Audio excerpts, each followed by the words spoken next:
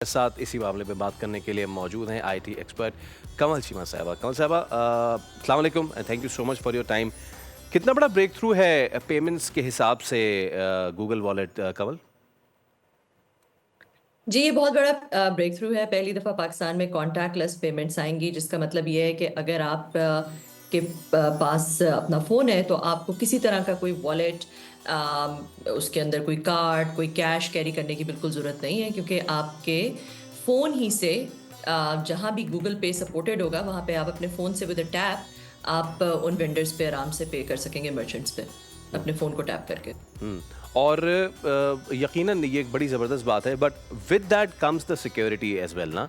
हम देख रहे हैं कि पिछले दिनों में इस तरह की चीज़ें बहुत सारी हुई जिसपे आईटी सिक्योरिटी का बहुत ख़्याल रखा गया। तो इस मैनूवर में आईटी सिक्योरिटी कितनी ज़्यादा उसका ख़्याल रखा गया?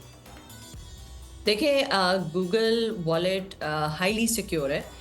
इसलिए क्योंकि एक तो उसके अंदर जब आप पे करते हैं गूगल वॉलेट के थ्रू, तो आपकी जो क्रेडिट कार्ड इन्फॉर्मेशन या डेबिट कार्ड इन्फॉर्मेशन है, वो मर्चेंट के साथ शेयर बिल्कुल नहीं होती।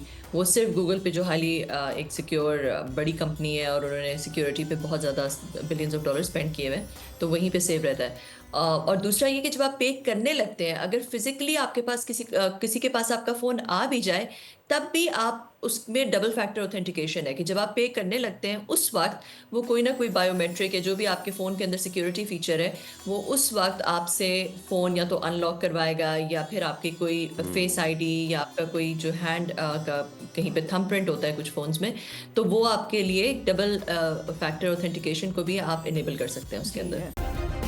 सब्सक्राइब करें और बेल दबाएं ताकि कोई खबर रह न जाए।